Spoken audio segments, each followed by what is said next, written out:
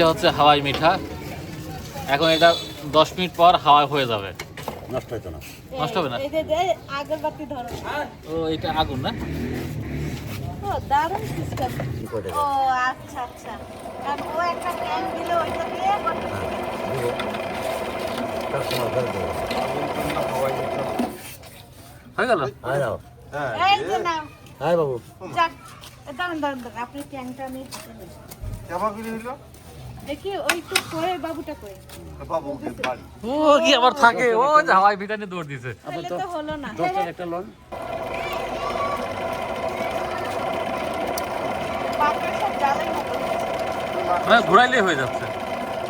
হ্যাঁ, রং আপনি এটা কত বছর ধরে ব্যবসা করতেছেন? 26। এই সারাদিন এই খালি এটাই বানান 26 বছর ধরে?